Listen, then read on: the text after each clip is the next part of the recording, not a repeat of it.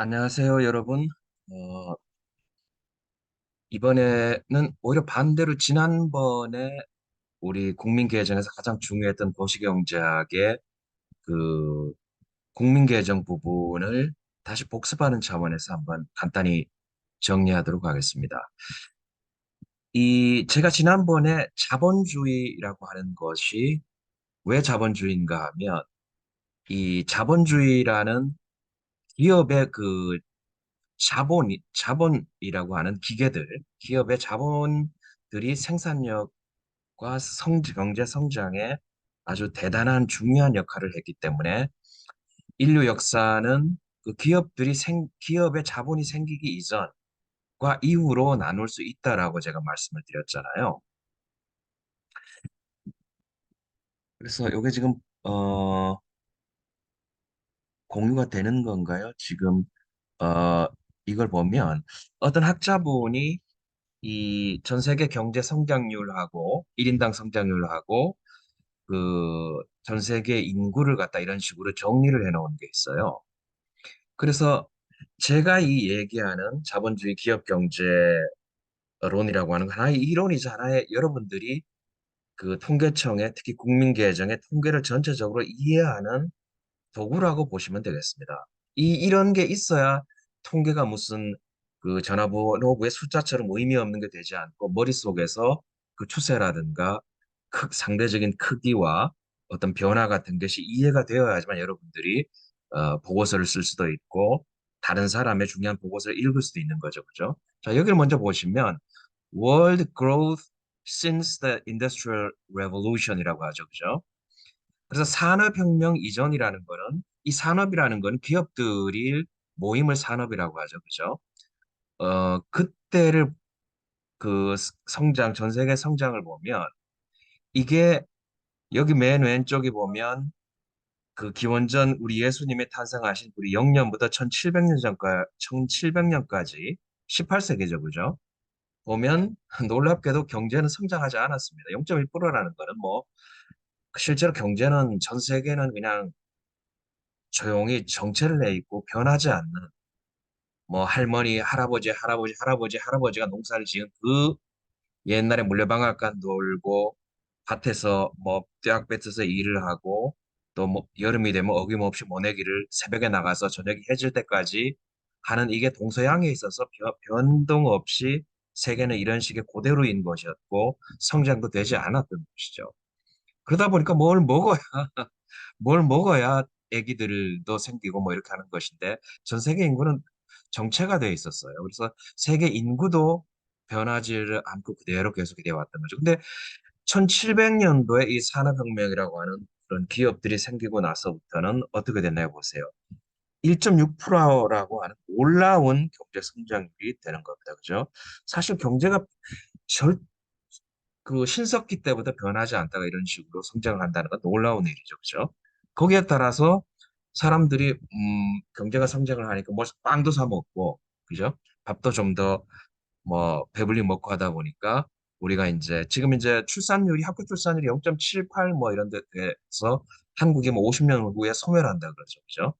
뭐 그런 일도 있겠습니다만은 어쨌거나 경제가 성장을 하고 그러면서 먹을 게 생기게 된 다음부터는 이렇게 인구도 이런 식으로 조금 0.8%라는 식으로 조금씩 증가하게 되는 것이고요. 그리고 다시 왼쪽에 월드 아웃풋이라는 건 이게 그 Y라고 하는 그 GDP 그러니까 생산성의 성장률이 이런 식으로 지금 1913년부터 2012년까지 이 학자가 정리해 놓은 걸 보면 3%라고 하는 이런 성장을 하게 되는 것입니다. 그래서 세계 경제는 기업이 생기기 이전에 그러니까 신석기 수렵 채취부터 그 우리가 이제 산업혁명 전까지 직전까지는 그냥 세계는 정지해 있었고 생산물도 총생산도 정지가 해 있었고 그다음에 우리 인구도 정체가 되어 있는 그런 상황에서 지금 영국에서 시작된 산업혁명 1700년도 산업혁명에 따라서 1.6%라는 그 경제가 학자들은 테이크오프라고 그러는데 이런 식으로 경제가 이륙해서 성장이 시작이 되는 것이죠. 자, 그래서 제가 이제 드린 그 유인물을 한번 보시면, 여기를 보시면 그 국민경제 생산함수라고 하는데, 이 생산함수가 미국도 대략적으로 여기에 보면은 Y는 이제 산출량, 뭐 국민 총생산, 뭐 GDP 뭐 이런 식으로 봐도 되고, 한 도시의 뭐 총생산 뭐 이렇게 보셔도 되고요. 뭐 A하고 LK가 있는데, 우선 L이라는 건 레이버 고용입니다. 이런 고용이 되는 것이고, 그다음에 K가 이제 자본 스톡인데, 여러분들이 스스로를 이제 삼성의 주인, 한 기업의 한 국가를 하나의 뭐 삼성 같은 큰 기업의 그런 경영자라고 생각을 하면, 여러분들은 사원들을 뽑아 고용을 시켜야 되겠죠. 그렇죠? L이라는 거를 갖다 레이버 고용을 갖다 뽑고, 그다음에 기계를 갖다가 빌려와서 기계를 갖다가 이제 사용을 해서 이런 식으로 반도체라든지 이런 걸 만들겠죠. 그죠? 이런 게 총생산입니다. 이것이. 그래서 여기에서 이제 A라는 거는 기술 진보 지수를 얘기하는 것인데, 이게 미국이라든지 선진국에서는 같은 노동하고 같은 자본을 집어넣어도 이게 상당히 경제 생산이 많아지게 돼요. 그러니까 뭐 경제가 많이 발전된 그런 첨단 고도화된 그런 국가들 같은 경우에는 상대적으로 기술 효율성이 높다 보니까 같은 기기 한 대라고 하더라도 뭐 다양한 어떤 그런 기술적인 이점에 의해서 더 많이 성장이 되는 어떤 그런 것들이 되는 거죠. 그리고 여기에 보면 알파라고 하는 것이 있는데, 이 알파라고 하는 것이 이 노동소득 분배율입니다. 이게 그러니까 전체 한 경제가 생산한 Y라는 생산출물에서 우리가 그 고- 우리가 임금이라는 거를 주고 이제 근로자들을 이제 고용을 하는 거니까, 그럼 여기 W라는 임금하고 회사에 고용된 이 레이버를 갖다 곱하면은 그 비율이 노동소득 분배율이에요. 그러니까 여러분이 삼성의 뭐 회장이라고 생각을 하시고, 삼성에서 고용을 해서 종업원들을 고용을 해서 반도체를 만들잖아요. 그죠? 그러면 거기에서 그 전체 1년 동안에 생산된 반도체 곱하기 반도체 가격이 이제 Y인데, 여기에서 종업원들한테 한 명 한 명들한테 매달 급여를 주잖아요. 그죠?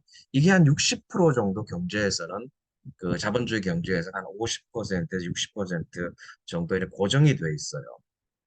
그래서 이 한 경제 기술 효율성 지표 같은 A라는 걸 알고, 그다음에 이 노동소득 분배율이라는 게 한 뭐 대략적으로 단기적으로는 뭐 한 60% 정도 안정이 돼 있기 때문에, 그다음에 기계 몇 대, 뭐 예를 들어 1,000대, 뭐 반도체 라인 1,000대라고 이런 식으로 하게 되면, 이게 한국의 경제 생산하면서 총생산도 되지만은, 미국의 A하고 미국의 이제 좀 경제 전체 고용하고 미국 경제 전체 이런 삼성의 비율을 하자면 경제 전체 기계를 전부 다 합산을 하게 되면 이런 식으로 해서 계산이 되어 있는데, 대략적으로 이게 맞다는 거예요.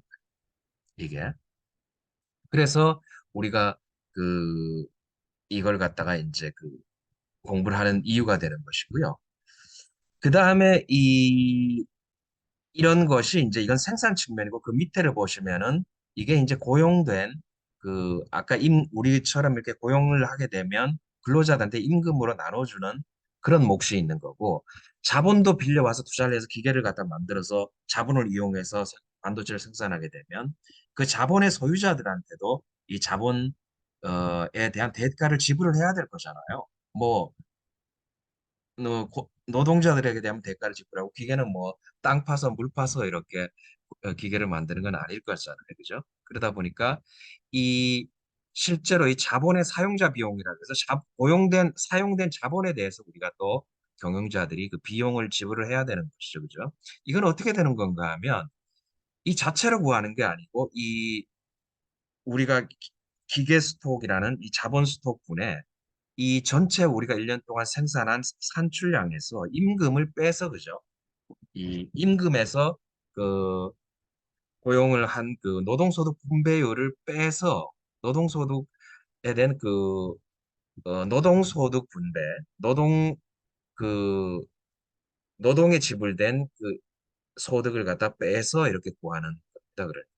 그러니까 이게 이제 자본의 사용자 비용이기도 하고 이것이 이제 자본의 반대로 얘기를 하자 그러면 자본의 사용자 비용보다가는 그 수익을 더 많이 내야 되는데 장기적으로는 이게 실제로 경제학적으로는 자본의 사용자 비용이 자본의 수익률과 유사해지게 됩니다. 왜냐하면 그 일단 여러분들이 사장이라 그러면 자본에서 그 빌려와서 투자해서 기계를 산 그런 그 비용 지불하는 비용보다가는 여러분들이 수익을 내서 하는 그 이율이 더 높아야 되는 거잖아요. 그죠? 그러다 보니까 이 자본자 비용은 장기적으로는 자본의 수익률하고 거의 같아지게 됩니다. 그래서 이런 관계가 이제 존재를 하는 것이고요.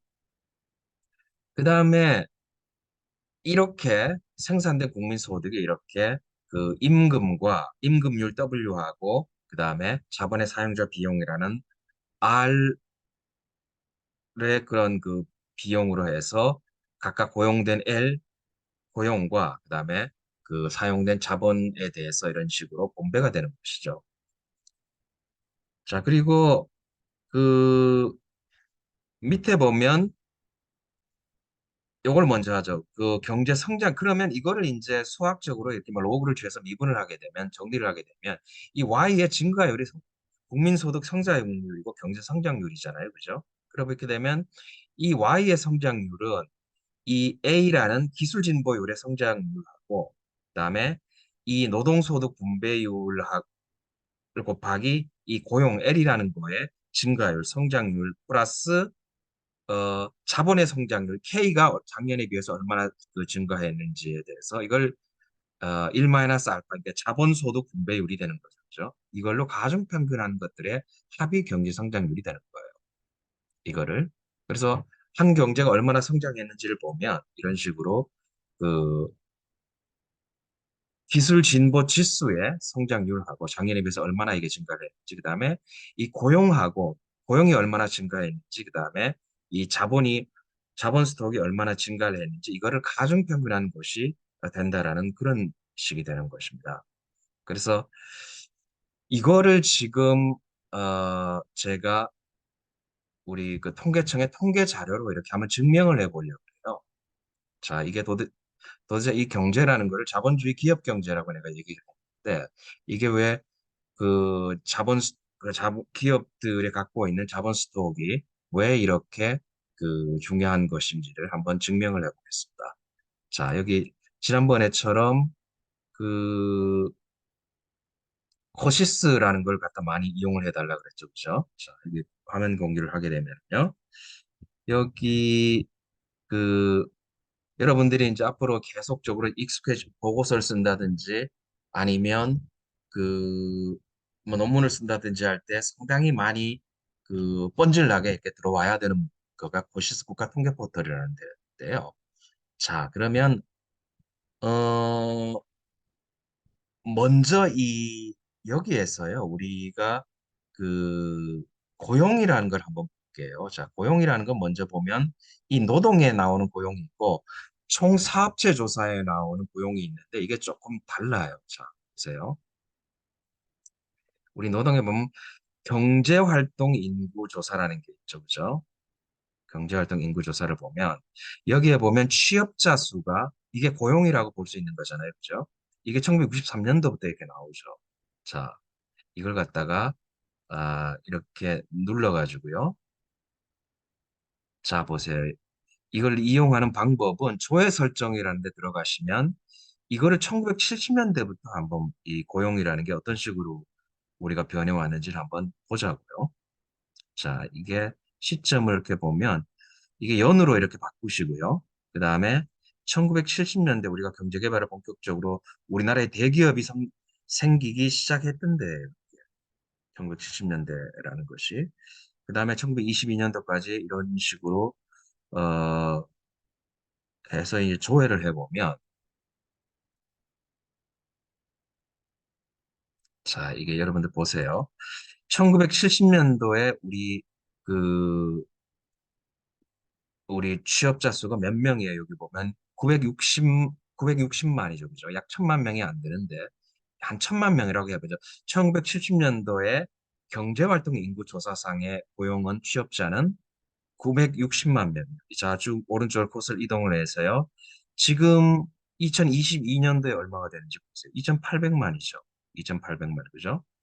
자, 이게 2800만으로 해서 약 얼마가 증가를 했냐면 약 한 2.8배 정도 증가를 한 거죠. 약 3배가 안 되게 2.8배 정도 증가를 한 거예요. 많이 경제가 증가함에 따라서 1000만 명에서 2,800만 명으로 증가하고 우리가 지금 5천만 명이죠. 그죠?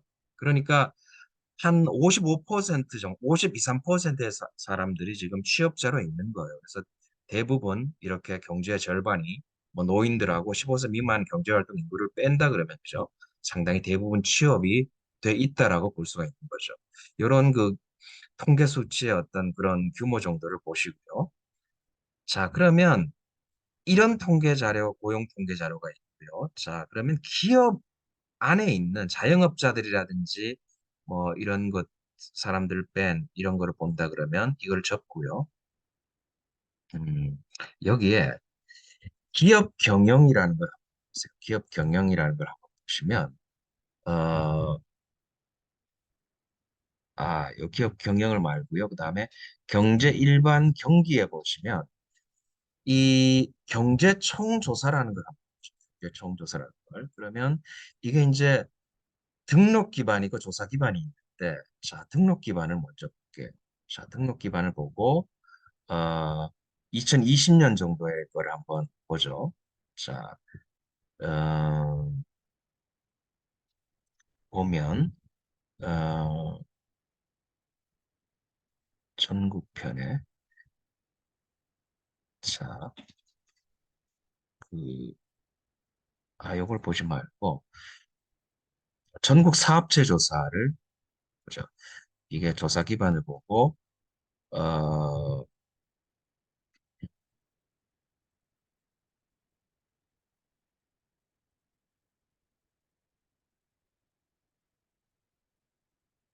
요거는 그, 요걸로만 보죠. 자, 일단 한번 요 통계 차이를 제가 보여드리기 위해서 이렇게 하는 것인데요.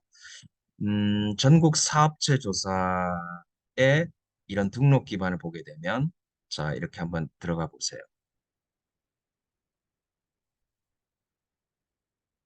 전체 산업의 이 종사자 수가 몇 명이 되죠? 아까 전 경제활동 인구조사에는 2,800만이었죠. 그죠?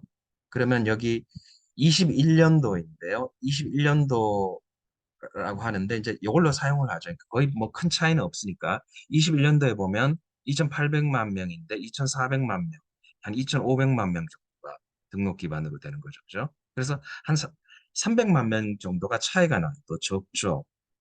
이게 왜 이런가 하면 이 이거는 사업체 조사라는 거는 우리가 예를 들면 여러분들이 이제 해운대나 이런 데 이제 놀러 갔을 때 거기에 계절 장사하시는 리아카 끌고 횟집, 간이 횟집 하시는 분들 있죠.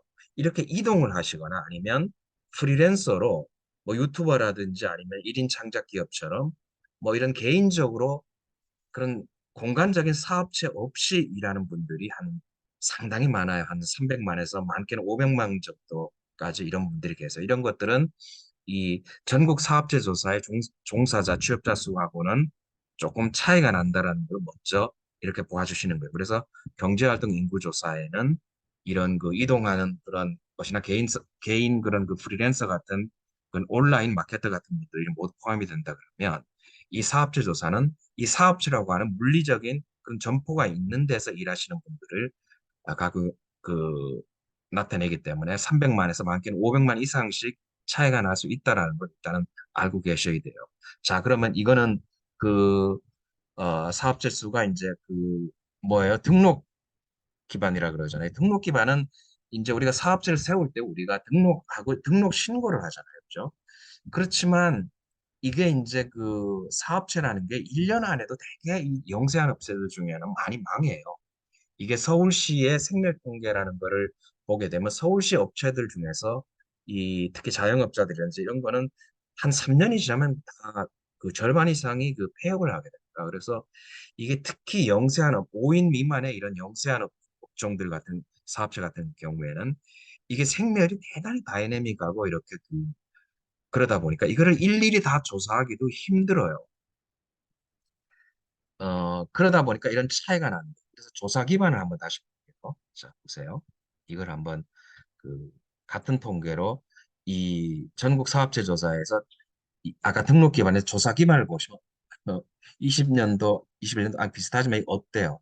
2100만, 21년도, 20년도가 2100만이죠. 그렇죠? 그러니까 아까 2400만 그 하고 좀 차이가 나는 거죠. 그죠?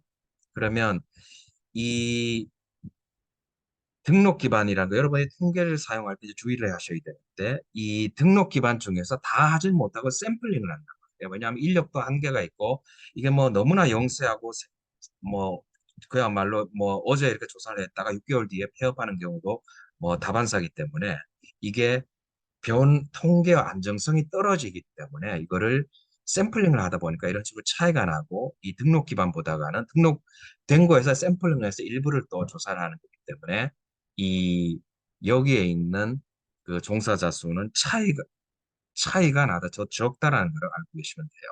자, 이런 차이가 있고 당연히 이 위에 뭐 전국 사업체 조사라고 하고 여기 그 보시면은 경제 총조사라고 하는데 이것도 달라요. 그래서 왜냐하면 경제 총조사는 더 세밀하게 조사가 들어가는 것이거든요. 사업체 전체에 대해서 한다고 하더라도 그래서 이게 왜 차이가 나느냐는 것은 이런 그 통계 목적상의 그런 조사 세밀성상의 차이가 나는 것이기 때문에 이거를 분명히 밝히고 그 이용을 하셔야 되겠죠, 그죠?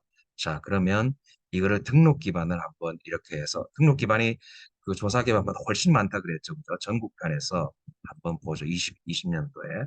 자, 이거를 여기에 보면 그 아까 제가 했던 이론틀을 증명하기 위해서 여기 보면 매출액 규모별로도 나오고 보면 종사자 지위별로 나와. 이거는 뭐 자영업자 뭐 상시 고용인 뭐 이런 식의 갖다가 이거를 종사자 지위별 현황이거든요. 종사자 규모별이 세 번째로 나오는데 자, 보세요. 자, 이게 2020년도에 보면 그 어, 어때요? 종사자가 이제 2,400 근데 등록된 게 이제 등록이다 보니까 이제 유사한데 자, 2,480만 명이 여기에 이제 그 근무를 하고 있단 말이죠. 그죠?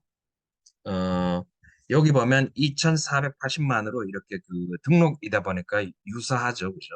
그 전국 사업체자하고 완전히 같지는 않고 유사합니다. 그죠? 자, 여기에 있는데 내가 이제 강조점을 드리고자 하는 말은 여기에 보면 종사자 수에서 보면 우리 이제 사업체 수로 보죠. 사업체 수로. 사업체 수로 보면 여기 한 명이만은 자영업자들 같은 경우에 이 사업체가 이게 전체가 600만인데 360만이죠. 그렇죠? 이렇게 되면 50, 어, 60%가 되는 거죠. 이 사업체 수로 보면 이 60% 정도가 이 그 한 명 정도가 되는 거고 그게 여기 보세요. 여기에 어, 두 명도 많고요. 두 명도 이렇게 보면 두 명에서 네 명까지 보면은 이게 500만이 넘어가죠. 그죠? 500만이 넘어가면은 이게 한 80%가 넘는 거잖아요. 그죠? 그러니까 이 영세한 쪽에 이런 기업들이 딱 이렇게 붙어 있다고 보시면 돼요. 그래서 이 영세한 쪽에 이런 식으로 막 집중적으로 이렇게 있기 때문에 이런 통계상의 이런 등록 기반하고 이런 조사 기반이 상당히 차이가 났고 그 다음에 이 경제 구조를 이해하시는 대로 이런 영세한 기업들, 중소기업들이 숫자로서는 대부분이다라고 이렇게 생각을 하시면 돼요. 자, 그런데 재밌는 걸 한번 보세요. 자, 그러면 이 300명 이상은 어떻게 돼요? 이게 그 40, 이게 천 개죠, 그죠? 천 개면 마지막 이게 어떻게 되는 건가 하면 300명 이상이 어떻게 해야 되죠, 이게? 명이라 개가 되는 거니까 이게 300명이면 이게 몇 개가 되죠? 4,500개, 300명 이상이 4,500개밖에 안 되는 거죠. 그렇죠? 300명이라는 게 대기업이라고 하기는 좀 그렇고 뭐 중견기업이라고 하면 되는 거고요. 삼성전자 같은 경우에는 그 10만 명 정도 가까이 되는 그런 거잖아요. 그죠? 이런 거를 본다 그러면 이게 300명 이상 되는 중견기업 같은 것들이 이 숫자는 이 연체에 비해서 사실은 그 1% 정도밖에 안 되는 1%가 좀 넘는 그런 거가 되지만 뭐 고용은 370만 원이니까 그 한 20% 정도 20% 정도가 되는 거잖아요. 그죠? 이 2,400만 중에서 37만이니까 그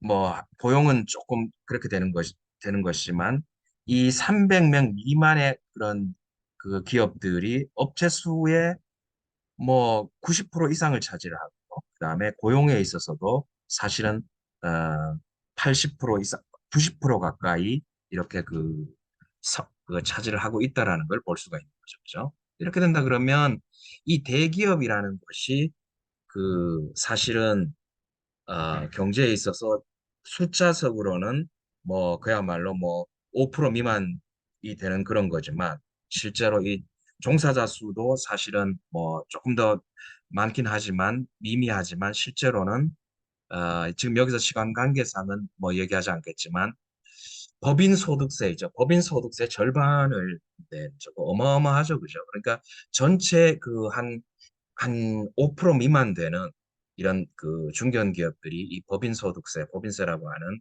우리가 그걸로 애들 교육도 시키고 그렇죠. 그다음에 교육비 보조금 우리 교육청에서 관련된 전문위원님실에서 일하시는 분들은 알 거예요, 그렇죠? 그다음에 우리 여기서 얘기하는 우리 도로라든지 뭐 공원, 우리 서울시의 이런 공원이나 이런 것들이 사회 뭐 기반 시설이라든지 SOC 같은 이런 것들이 법인소득세에서 우리가 충당이 되는데 그게 한 불과 지금 여기서 300인 이상으로 보면 불과 뭐 그 1% 남짓 되는 이런 대기업들에서 50%가 넘는 50% 이상 되는 법인 소득들을 내는 거기 때문에 이 경제의 핵심이라고 볼 수가 있는 거죠. 그리고 우리가 이 사실은 이게 어 370만이라고 이렇게 얘기를 해서 뭐 적지는 않은 수입니다만 우리가 대기업에 취직했을 때 뭐 그래도 뭐 한 연봉도 뭐 삼성에서 한 뭐 5, 6년 차 되고 하면 1억 정도 넘게 받고 뭐 이런 그죠? 어 이러한 그 상당한 임금을 받을 수 있는 이런 양질의 고용을 창출할 수도 있고 이런 것들이 사실은 젊은 층들 2030들이 가고 싶어 하는 데잖아요. 그렇죠? 그래서 이런 경제라고 하는 것들은 지금 시간상 안 보여드렸지만은 이 법인세하고 그다음에 이런 불과 2, 3% 정도밖에 안 되는 기업의 숫자지만은 우리 실제 법인세의 50% 이상을 낸다는 측면에서는 경제의 그런 핵심이고 젊은 층이 가고자 하는 일자리의 대부분을 만들어낸다고 보시면 돼요. 자, 요거를 여기서 이런 식으로 해서 정리를 하시고요. 그 다음에 우리가 이렇게 봐야 될 게 이제 국민계정이라는 거가 있는데 이 국민계정에서 여기 국민계정에서요. 이게 내려가시면 이게 이제 국민계정 국민소득을 갖다 이런 식으로 뭐 아까 얘기했던 그런 걸 그 뭐 소비 투자 뭐 이런 것으로 나누는 것인데요. 자, 여기 보시면 국민계정에서 밑에 한번 보시면은 이 국가 자산 이게 자본을 자산이라고도 하는데요. 국가 자산 통계라는 데가 있는데 한번 보세요. 여기 국가 자산 통계에 보면은 여기 보시면